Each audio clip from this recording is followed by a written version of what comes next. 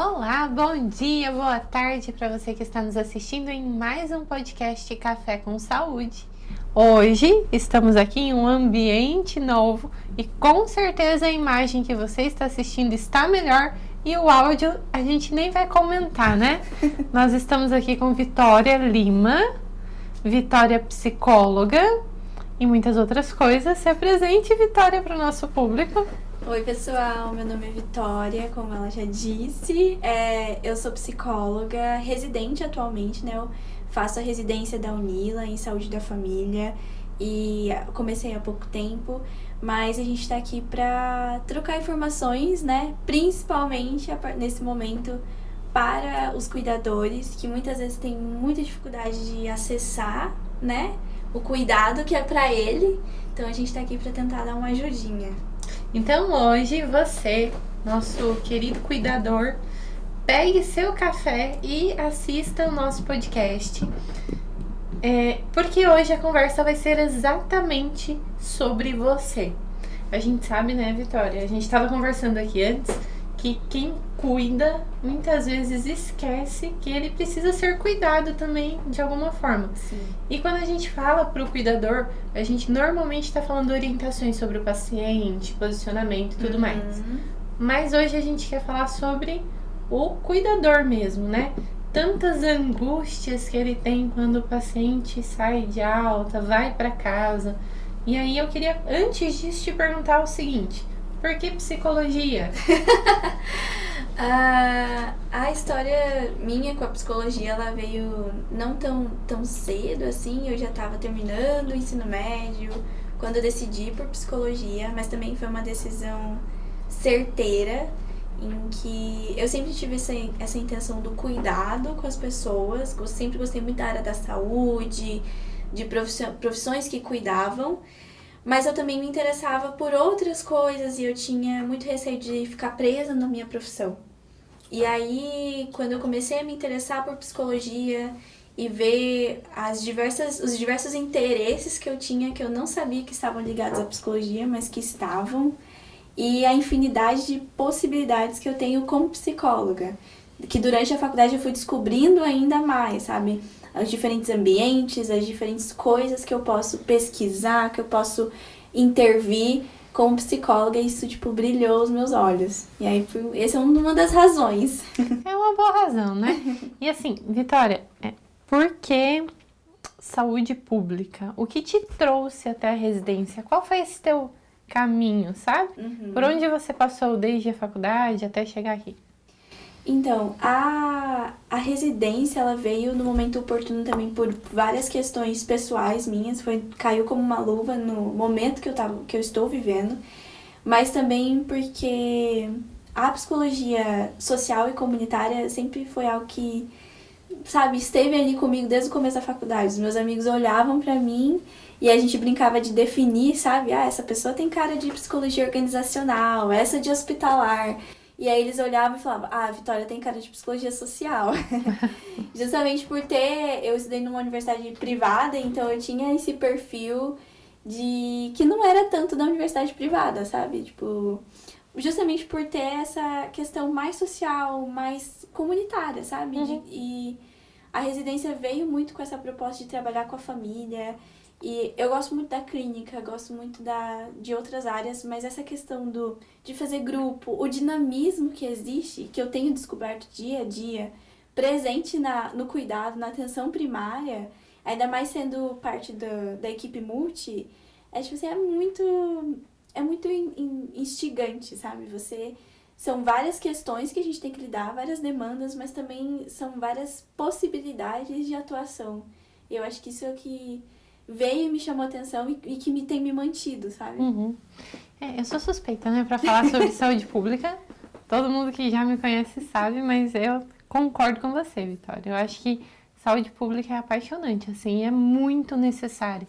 A gente, assim, diminui muito a importância dessa intervenção e desse profissional generalista.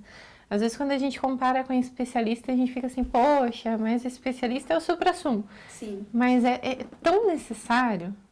tão necessário. Até os modelos de saúde, né, vem mudando, vem dando mais importância à promoção de saúde. Até quando a gente entra numa questão de análise de economia de saúde mesmo.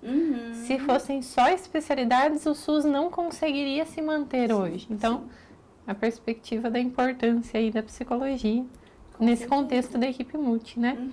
E falando aí do cuidador mesmo. Quando o paciente, ele está no hospital, passou alguns dias na UTI, na enfermaria, e aí chega a equipe de deshospitalização e fala, vai ter alta amanhã. E aí o cuidador tem aquele choque, sabe? Tipo, e agora? Aqui tinha enfermeira, tinha fisioterapeuta, tinha médico o dia todo, e agora em casa é uma nova vida. O que você tem visto nos seus atendimentos domiciliares desses cuidadores nesse momento? Então, o que a gente percebe, o ser humano ele é muito complexo e a gente não tem muito costume de enxergar as dualidades, sabe? As coisas diferentes que a gente sente ao mesmo tempo. E muitas vezes esse cuidador, essa cuidadora, porque os dados mostram que na maioria das vezes é uma mulher que assume esse papel, ela não tem espaço para se frustrar, porque ela tem que estar grata e satisfeita pela alta do paciente, entendeu? Então, e esse paciente não é um paciente dela, é um familiar.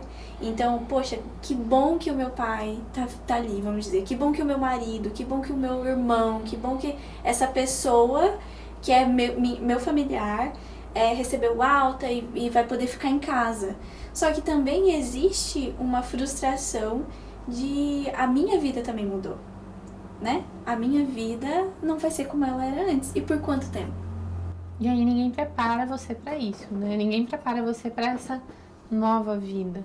E aí parece que você se sentir mal por isso é como se fosse uma ingratidão. Sim. Porque, poxa, olha, seu pai, seu familiar não morreu, podia ter morrido, né? Tá em casa. Como que você tá triste? Não tem isso? Tem muito. Nossa, tanto, tipo assim, da sociedade e da família, como também da pessoa própria, entende? Às vezes ela não se permite sentir justamente por serem sentimentos conflituosos, né? Então existe ali uma certa irritação, existe uma frustração, existe uma insatisfação com as coisas, uma tristeza, né? Um luto pela vida que ela não vai ter mais, pelo menos por um tempo. Mas também existe esse conflito de eu não posso me sentir assim, não posso falar sobre isso com ninguém porque ninguém vai entender, vão me julgar, né? Então, é algo muitas vezes que a pessoa encapsula dentro dela, coloca ali dentro, fecha num potinho, num vidrinho pra ninguém ter acesso, nem ela mesma. Só que ele vai ali como se fosse fermentando, e aí passam-se meses, anos, e essa pessoa se vê sobrecarregada, sem perspectiva de vida, de mudança. Adoecida, né? E é por isso que a gente fala que as redes de apoio, elas são tão fundamentais em todos os momentos da vida, né? Na maternidade, mas quando você é cuidador, precisa ter uma rede de apoio.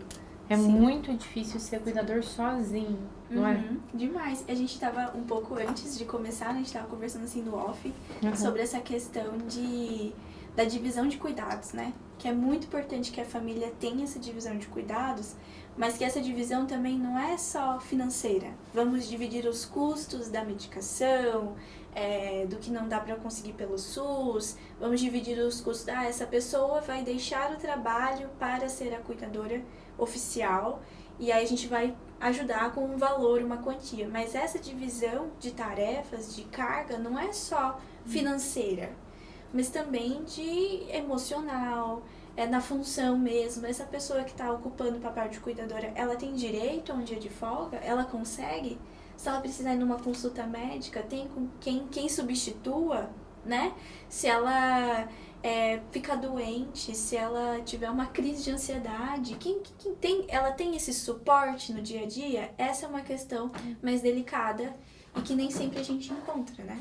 Porque você vai precisar continuar pagando seu boleto da água, indo na lotérica, indo na Riachuelo comprar uma camiseta. Sim, né? sim. Vivendo a sua vida também. E as pessoas entram realmente em um processo de adoecimento, quem cuida. Eu, como fisioterapeuta, eu vejo muita queixa física mesmo, né? Ai, começou a me doer as costas. Daí eu vou perguntar, eu fazia fisioterapia, mas eu parei. Sim. Eu fazia caminhada, mas eu parei.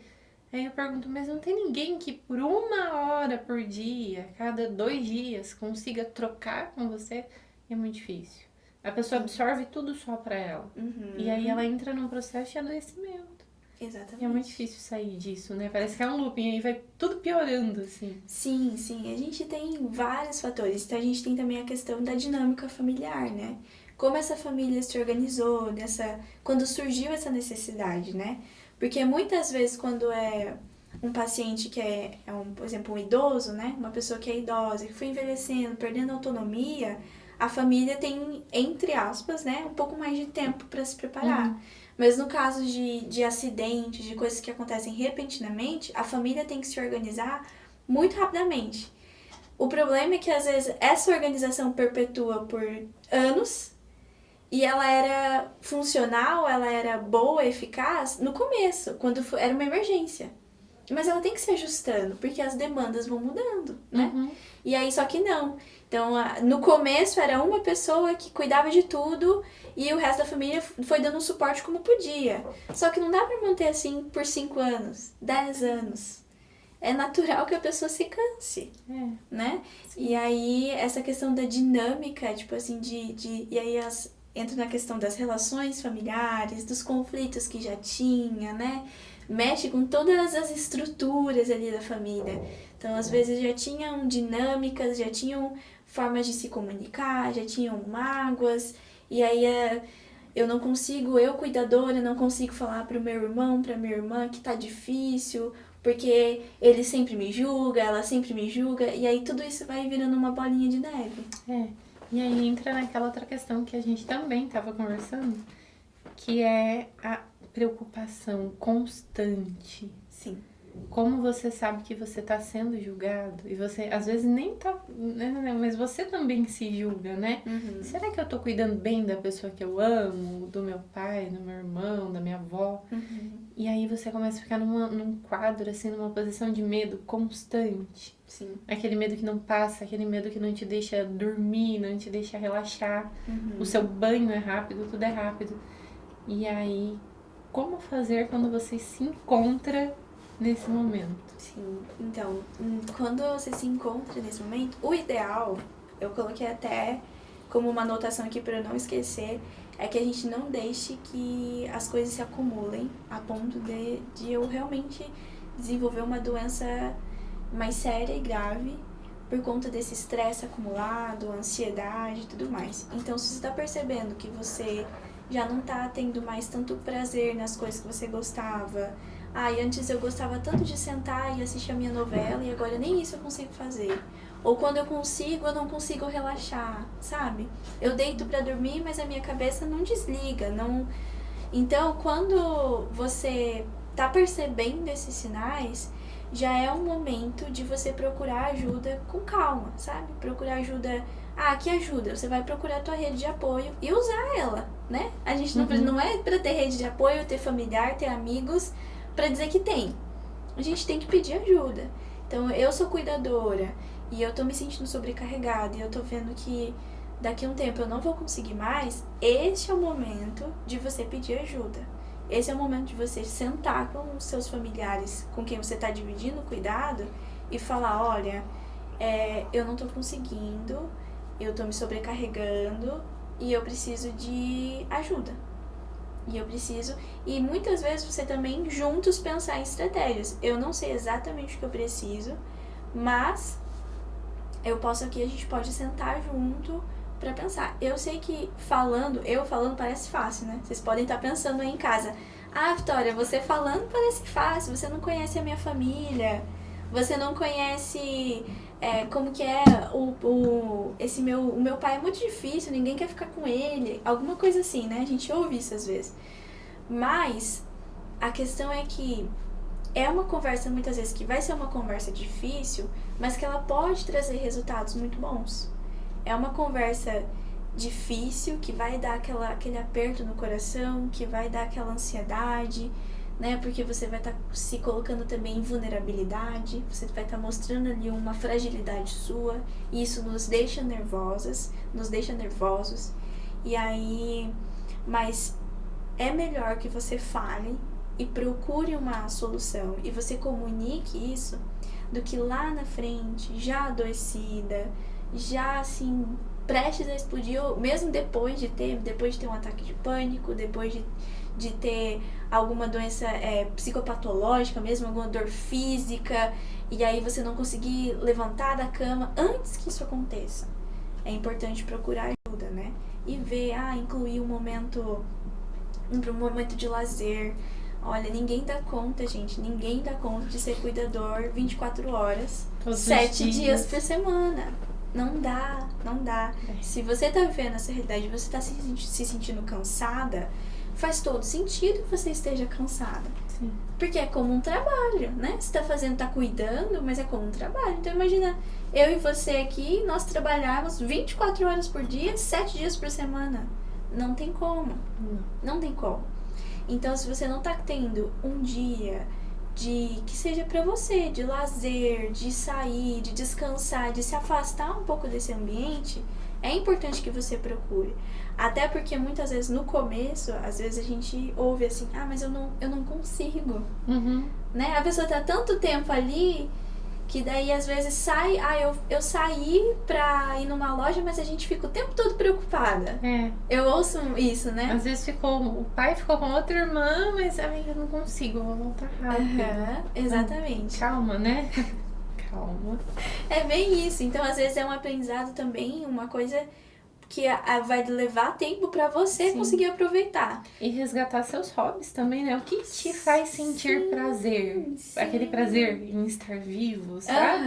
Eu gosto de ler um livro, eu gosto de cozinhar, eu gosto de mexer no jardim, arrumar um buquê. Sim, exatamente. Não sei, cada pessoa tem um hobby, né? Qual é o seu hobby? O meu hobby, Qual é eu o seu gosto muito hobby? de ler. E eu gosto muito de assistir filmes. Então, assistir um filme bom é algo que me dá muito. Então imagina você ficar 6 meses sem ler nenhuma página, assim. E não só de não ler, mas de sentir que você não pode. Não pode. Eu acho que essa é uma das questões, né? Não só de você não fazer isso, mas de sentir que você não pode, que você não deve, né? Aí eu tô descansando ali, mas eu sinto que eu não deveria, eu sinto culpa. E aí isso também traz um peso maior.